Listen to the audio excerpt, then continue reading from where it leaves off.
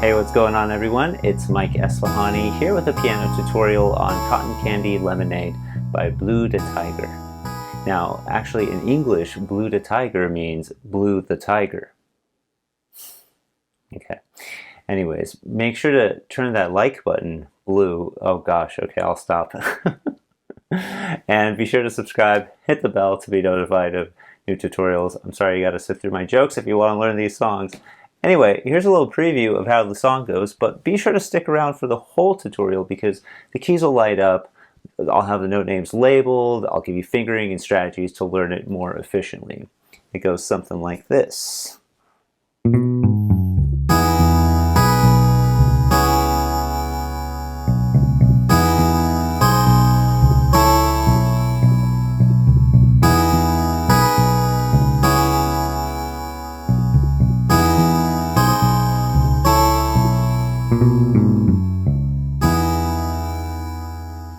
As you can hear, I used some interesting sounds I pulled out of GarageBand by connecting my keyboard to MIDI.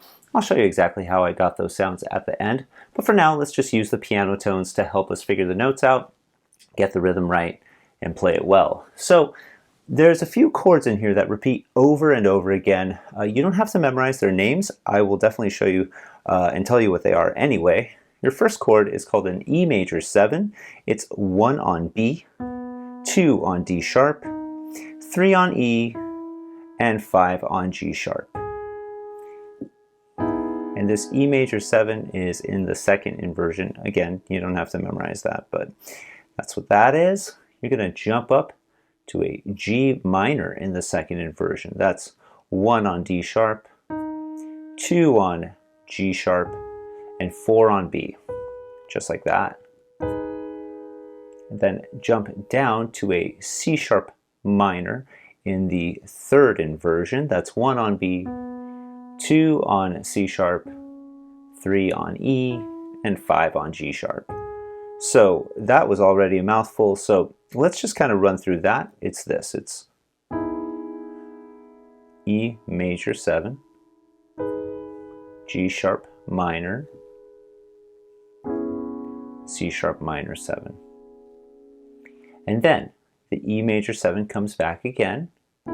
We've already seen this. The G sharp is now major, so it's D sharp, 2 on G sharp, and then 4 on C. The proper term is actually B sharp, but it's that. And then finally an A major chord in the second inversion, which is E, A, and C sharp. Like I said, you don't have to memorize these chord names. If you do, wonderful. Now, I know I said a mouthful, but that's the entire right hand. That's it. Okay, so let's run through the whole right hand over and over. Here we go.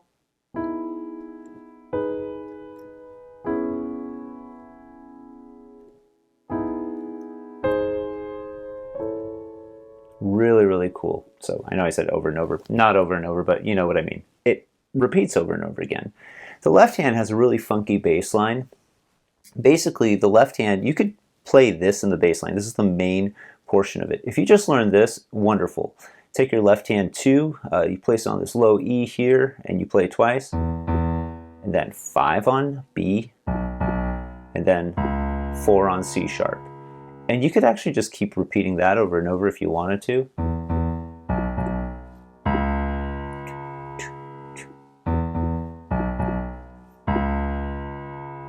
But there's some little funky kind of additions to round it out. So one of the funky additions is this. It goes before doing what I just showed you. So what was that? That's 2 on A sharp. That's your index finger. On A sharp, 1 on B. You're going to play those rapidly like this. And then 2 on G sharp, 3 on F sharp, 5 on C sharp. It's a little bit awkward.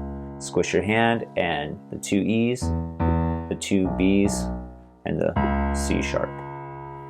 Another kind of way to get into that pattern is to have 5 on B, 4 on C sharp, and then back to B. Then again, you're back to your 2 E's, and B, and then C sharp. So basically, I like to interchange between this one or this one. And in between that, I do the... And that's what happens in the song. It pretty much happens at random. The bass line is quite complicated. And so here's basically the left hand by itself, the way I like to play it.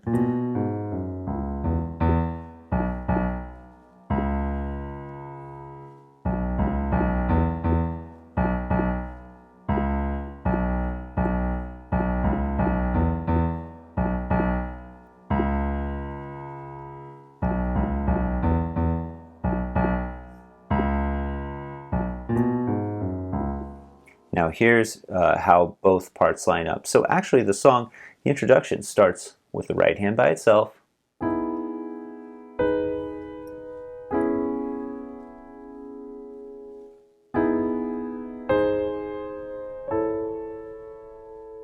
And then basically repeats itself.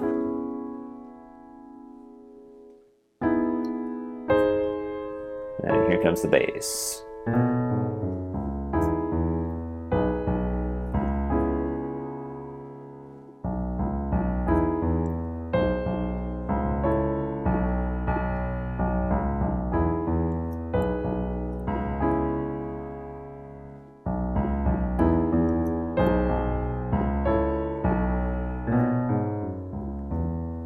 And that's basically it. You can just repeat that part over and over again where the left hand comes in, and you'll be good to go. So as far as the sounds that I used in GarageBand, here they are on your screen now. Go ahead and connect your keyboard. It's really fun to get something as close as you can to the recording.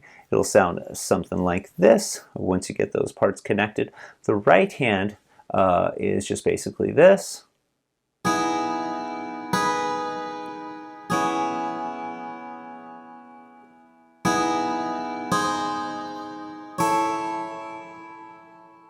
And then as far as the left hand goes, I'll have those sounds on your screen now, and it'll sound something like this.